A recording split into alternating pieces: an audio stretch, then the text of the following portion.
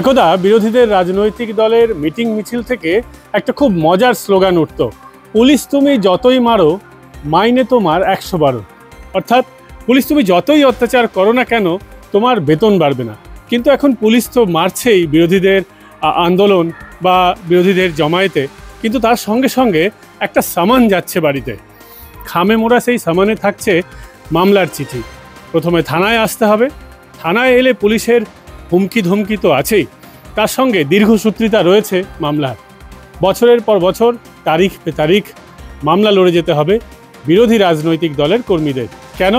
ফেসবুকে আপনি কিছু লিখুন বা 10 জনের মধ্যে আপনি কিছু শাসকের সমালোচনা করলেন, এই সমালোচনা যদি পুলিশের কানে চলে যায় বা শাসকের কানে চলে যায় তাহলেই মামলার খাড়া নেমে আসবে।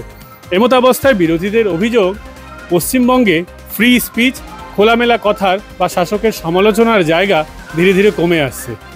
আজ বোঝার চেষ্টা করব বিরোধী রাজনৈতিক দলের কর্মীদের মধ্যে গিয়ে যে সত্যিই কি বাংলায় মানুষের কণ্ঠরোধ করা হচ্ছে, গণতন্ত্রের ফ্রি স্পিচের জায়গা কি কমে আসছে। ফেসবুক হচ্ছে এমন একটা মাধ্যম যাতে সর্বস্তরের মানুষ জানতে পারে, গণজাগরণ ঘটে। সেই জন্য এইগুলোর মুখ যদি বন্ধ করে দেওয়া যায়, এদের যদি তুলে নিয়ে ভয় দেখানো যায়, তাহলে অনেকেই ভয়তে গুটিয়ে যাবে, আন্দোলনের পথে নামবে না। সরকার তো তাই চায়, তাদের অন্যায়টা ধরা পড়ুক, লোকে আঙুল দিয়ে, চোখে আঙুল দিয়ে সরকারকে দেখিয়ে দিক। এটা কি সরকার কখনো চাইবে না। ওই তো মেরেছে মেয়েটাকে, 10 লাখ টাকা ধরিয়ে দেওয়ার চেষ্টা করেছে, এরকম খুন করছে, ধর্ষণ করছে, তারই পোষা গুন্ডা বাহিনী, তারই পরিচিত সব এরা করছে। তারপরে এটা গোপনে মিটিয়ে নেওয়ার চেষ্টা করা হচ্ছে। এইভাবে কি মুখ বন্ধ করা যায়? মুখ বন্ধ করা যাবে না। জনগণ জেগে উঠেছে, সেটা মাননীয় বুঝতেও পেরেছেন। মানুষকে যেভাবে বেকার করে দিয়েছে, বেকার করে তাদের উপর ডিপেন্ড হয়ে পড়েছে।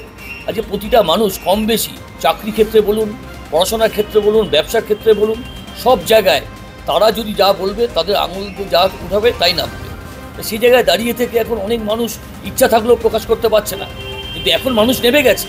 আমরা লাস্ট 14 তারিখে দেখেছি, তারপর থেকে এখনো পর্যন্ত আম জনতা তাদের বিরুদ্ধে নেমে গেছে। হ্যাঁ, অবশ্যই আমাদের সমাজে প্রত্যেকটা স্তরেই মুখ বন্ধ করার চেষ্টা চলছে। কারণ আজকে যে তৃণমূল শাসক দলরা বুঝতে পেরে গেছে, এখন সাধারণ মানুষরাও এখন জনপথে নেমেছে, তারা এই সমস্ত কিছু অত্যাচারের প্রতিবাদ করছে।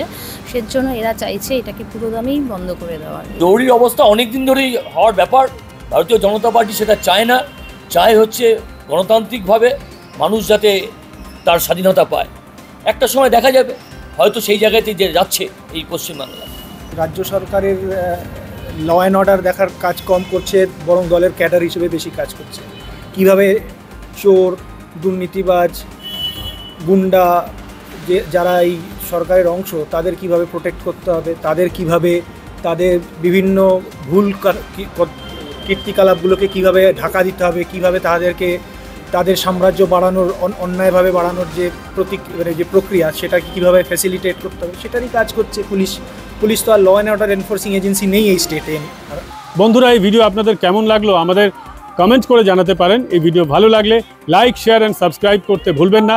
আবার পরবর্তী পর্বে দেখা হবে। ভালো থাকবেন।